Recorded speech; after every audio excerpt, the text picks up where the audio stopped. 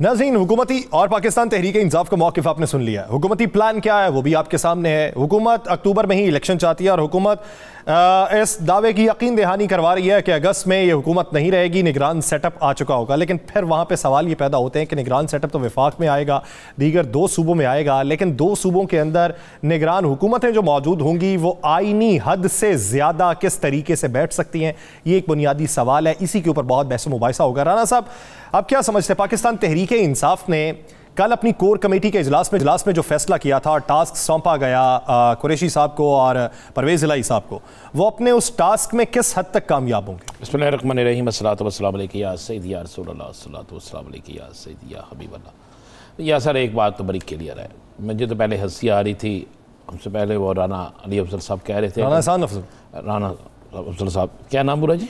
राना एहसान अफजल साहब कह रहे थे कि जनाब का हम अगस्त में नहीं होंगे।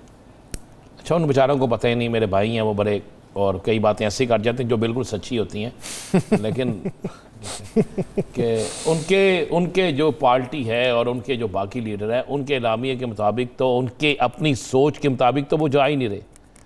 वो 2 माह बाद या 3 माह बाद इलेक्शन के से यहाँ से फारिग होकर किसी और के हवाले करके चले जाएँ, ये मुमकिन नहीं है।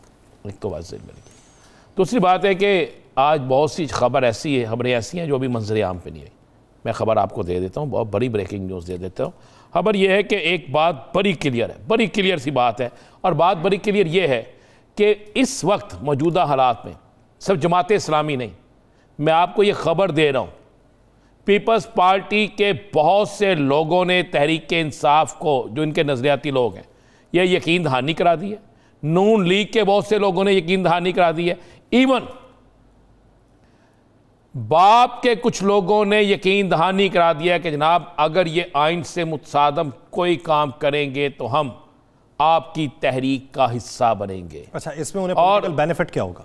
जी, उन्हें बेनिफिट कोई नहीं। वो कहते, कुछ बहुत से लोग होते हैं जो बेनिफिट के बगैर होते हैं, जो नजरियाती होते हैं, जिनकी वजह से सियासी जमातें चल रही होती हैं, जिनकी वजह से सियासी जमातें खड़ी होती हैं, जिनकी वजह से सियासी जमातें अपना रोल अदा करती हैं।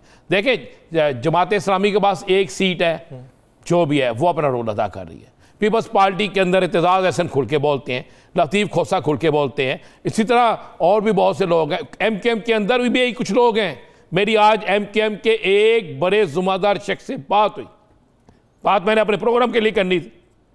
जब मैंने उससे बात की तो उन्होंने कहा, भाई अब तो टाइम ही थोड़ा रह गया। मैं क्या मतलब? कहते ये जिस तसादम की तरफ जा रहे हैं हम, बज़ाहिर तो उन्होंने अपनी एक नाम लिया, मैं यहाँ जिक्र नहीं करूँगा, कि हम उनकी वजह से बिल्कुल बहुत ज़्यादा प्रेशर में हैं, जिस वजह से ऐलान नहीं कर रहे। उनका ज़ाहिर तो फिर इस मामले के बाद ना अवामी तौर पर और ना सियासी तौर पर हम किसी जगह खड़े ही नहीं हो सकते।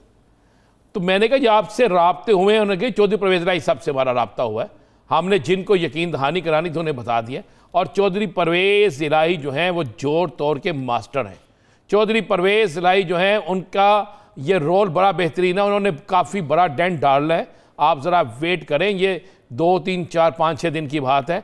इनको समझ नहीं आनी। अगर इनके जहन में या इन तमाम सियासी जमातों को 1% भी ये यकीन हो कि ये इलेक्शन जीत सकते हैं, 1% भी ये यकीन हो कि इनके लोग इनके साथ कायम रह सकते हैं, इनके लोग इनके साथ स्टैंड कर सकते हैं, तो आज ये एलामिया ना होता।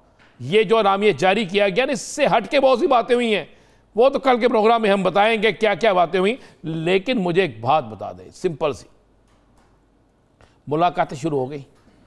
अब जो तहरीक चलेगी, जरा उस तहरीक में देखिएगा कौन कौन आता है। इमरान खान ऐसे नहीं सब कुछ कर रहा, कप्तान इस तरीके बिल्कुल बगैर सोचे समझे नहीं कर रहा, बड़ी प्लानिंग से सारा कुछ हो रहा है। और इन्हें पता है कि ये जिन लोगों के साथ लड़ रहे हैं, जिनके खिलाफ ये सारा कुछ कर रहे हैं, वो PDM कितनी ताकत में है, वो क्या कर सकती है, और इन्हें उनके तौर के लिए क्या करना है। अब देखें, PDM ने जानबूझ के सुप्रीम कोर्ट का फैसला आने से पहले मुतनाज़ा बना दिया। भाई फैसला सीधा सीधा है, कप्तान क्यों कहता है फुल बेंच बना लो? क्यों हर शख्स से रब्ता कर रहे हैं? क्यों इन्होंने रब्ता मुहिम शुरू कर दिया? इसलिए कि हर शख्स, चाहे वो किसी भी सियासी जमात से है, चाहे वो सिविल सोसाइटी से है, चाहे वो वकला है, कोई भी है, वो वाज़े तौर पे कहते हैं हम आइन से हट के काम नहीं करेंगे, हम आइन की बहाली, आइन को कायम रखने के लिए आइन के तहत जो मामला है उन्हें लेकर चलेंगे, इसके अलावा हम कुछ नहीं करेंगे। अब मुझे बताएं, जहां पे आइन की बात होगी, जहां पे आइनी मामलात होंगे, तो वहां पर तो हर सियासी जमात और उसके अंदर नजरियाती लोग, आप ज़हन में रखिएगा, वो आपके साथ चलेंगे। तहरीक इंसाफ एक बड़ा डेंट डालने जा रही है। ये राब्ते जो हो रहे हैं, इन राब्तों को सिर्फ खाली राब्ते ना समझे, इन राब्तों के बाद आपको बहुत बड़ा सरप्राइज मिलेगा। और ये जो सरप्राइज मिलेगा ना, ये सरप्राइज हैरान कुन सरप्राइज होगा और हुकूमत उस सरप्राइज के मुतल्लिक सोच भी नहीं सकती। यानी पाकिस्तान तहरीक इंसाफ ने तदब्बर और हिकमत के साथ आगे बढ़ने का फैसला किया है। इसी हवाले से सियासी जोड़ तोड़ का सीजन होने वाला है और इसके नताइज क्या रहेंगे वो वक्त ही बताएगा।